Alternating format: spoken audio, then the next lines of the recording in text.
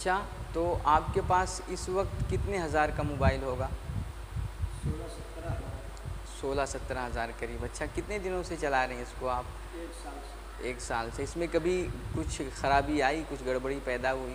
ابھی تک تو نہیں آیا۔ اچھا، چلو اللہ کرے نہ آئے، لیکن میں کہتا ہوں کہ اگر مہینے 2 مہینے بعد 6 مہینے بعد اس میں کوئی گڑبڑی پیدا ہو جائے، کچھ خرابی آ جائے، مثلاً بات نہ ہو پائے یا اور کوئی گڑبڑی گرم ہونے لگ جائے، تو آپ اس کو کیا کریں گے؟ توڑ دیں گے؟ اس کو صحیح کروائیں۔ صحیح کروائیں گے نا، توڑیں گے تو نہیں، نہ کبھی بھی نہیں پھوڑیں گے۔ عقل مندی بھی یہ نہیں کہ مطلب اگر اتنا قیمتی موبائل ہے آپ کا، اس میں ذرا سی مطلب کوئی گڑبڑی پیدا ہو جائے تو اس تھوڑی سی کمی کی وجہ سے آپ پورا 16-17 ہزار کا موبائل توڑ دیں۔ تو میرے بھائی کہنے کا مطلب یہ ہے کہ اگر 16-17 ہزار کا جو آپ کا موبائل ہے، اس میں اگر تھوڑی خرابی پیدا ہوتی ہے، گڑبڑی پیدا ہوتی ہے، یا یہ موبائل گرم ہونے لگ جاتا ہے، تو آپ اس کی وجہ سے پورے موبائل کو نہیں توڑیں گے، آپ اس کو کبھی نہیں پھوڑیں گے، بلکہ اس کو صحیح کروانے کی کوشش کریں گے، اس کو درست کروائیں گے۔ موبائل توڑنا یہ عقل مندی نہیں ہے میرے بھائی۔ اسی طرح جب کبھی آپ کے دوستوں میں آپس میں گرمی پیدا ہو، آپ کے رشتوں میں دراڑ آئے اور وقتی طور پر کسی سے کچھ ناراضگی ہو جائے، تو عقل مندی یہ قطعاً نہیں کہ اس تھوڑی سی ناراضگی اور معمولی سی کمی کی وجہ سے آپ اپنی زندگی بھر کے قیمتی رشتے توڑ دیں اور اپنے دوستوں، بھائیوں اور رشتہ داروں سے بیزار ہو جائیں۔ قطعاً یہ عقل مندی نہیں ہے۔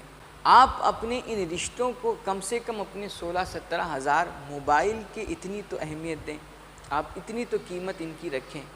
اگر تھوڑی سی اس میں کمی پیدا ہو، اس کی وجہ سے آپ اپنا 16-17 ہزار کا موبائل نہیں توڑتے، تو پھر تھوڑی سی کمی اور تھوڑی سی غلطی کی وجہ سے، بدگمانی کی وجہ سے آپ اپنی زندگی بھر کے یہ انمول اور قیمتی رشتے کیوں توڑ دیا کرتے ہیں؟ میں آپ کو ایک واقعہ سناتا ہوں۔ ایک بزرگ تھے جو اپنے کچھ شاگردوں کے ساتھ کہیں جا رہے تھے۔ تھوڑی دور گئے تو ان کو راستے میں پیاس لگی۔ انہوں نے اپنے ایک شاگرد کو بلایا اور اس کو گھڑا پکڑایا اور کہا، بیٹا وہ پاس میں ہی یہاں پر ایک جھیل ہے، وہاں پر چلے جاؤ اور اس گھڑے میں پانی بھر کر لے آؤ تاکہ ہم لوگ پئیں، اپنی پیاس بجھائیں۔ شاگرد نے گھڑا لیا اور دوڑا دوڑا جھیل کے پاس پہنچا۔ وہاں پر گیا تو کیا دیکھا کہ جھیل میں کچھ لوگ کپڑے دھو رہے ہیں اور وہ جھیل کے پانی کو گندا کر رہے ہیں۔ شاگرد ابھی ان کی یہ حرکت دیکھ ہی رہا تھا اور اچنبھے میں پڑا ہوا تھا۔ اچانک اس کی نظر جھیل کے دوسرے کنارے پہ پڑی تو کیا دیکھا کہ کچھ بھینسیں ہیں جو جھیل میں تیر کر کے اس پار سے اس پار آ رہی ہیں، اور ان کے تیرنے کی وجہ سے، جھیل میں ان کے چلنے کی وجہ سے وہ سارا پانی بالکل گندا ہو گیا، وہ مٹیالہ ہو گیا، گدلا سا ہو گیا، وہ بالکل بھی پینے کے لائق نہیں بچا۔ اب یہ بڑا پریشان ہوا اور سوچنے لگا کہ یار یہ گندا سا پانی میں کیسے اپنے استاذ کے لیے لے کر کے جاؤں، اور میں کیسے ان کو یہ مٹیالہ سا پانی پلاؤں گا۔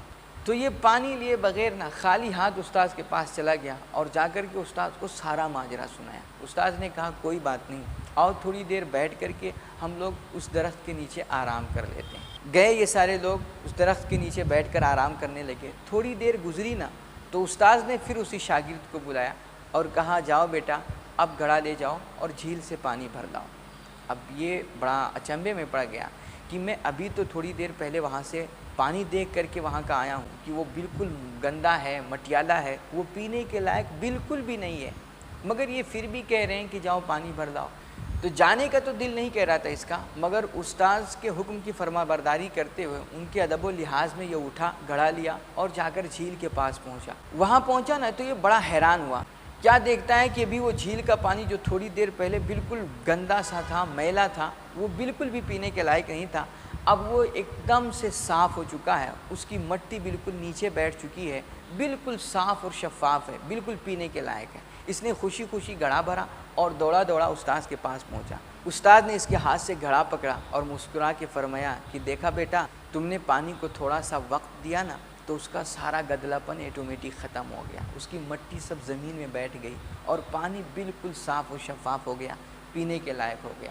میرے بھائی، ہمارے آپ کے رشتوں کا بھی یہی معاملہ ہے کہ کبھی کبھی ہمارے رشتوں میں بھی گدلا پن پیدا ہو جاتا ہے، میل اور کچیل آ جاتا ہے، جس کی وجہ سے رشتوں میں کچھ دراڑ پیدا ہو جاتے ہیں۔ تو اس وقت ہمیں آپ کو اپنے ان رشتوں کو وقت دینا چاہیے، ان کو تھوڑی دیر کے لیے ان کے حال پہ چھوڑ دینا چاہیے۔ جب آپ کو لگے کہ ہمارے رشتوں میں، ہماری دوستیوں میں اور ہمارے آپس کے تعلقات میں کچھ گدلہ پن آنے لگ گیا ہے، رشتوں میں دراڑ آنے لگی، اس میں گرمی محسوس ہونے لگی ہے، تو آپ اس وقت چپ کر کے خاموش کسی جگہ جا کر کے بیٹھ جایا کریں اور ان رشتوں کو کچھ دیر کے لیے نا ان کے حال پر چھوڑ دیں۔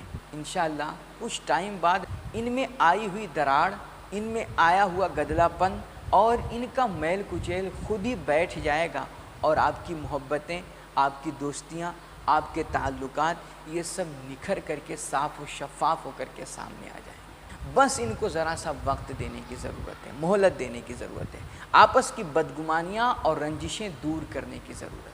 اب تھوڑی سی ناراضگی اور ذرا سی تلخی کی وجہ سے نا اپنی زندگی بھر کے قیمتی رشتوں کو نہ ختم کریں۔ آپ کبھی ایک دوسرے سے تعلقات مت توڑیں، بس ایک دوسرے کو وقت دیں، آپس کی غلط فہمیاں دور کریں، رنجشیں ختم کریں۔ انشاءاللہ پھر محبتیں جاگیں گی، پھر دوستیاں قائم ہوں گی اور پھر رشتے مضبوط ہوں گے۔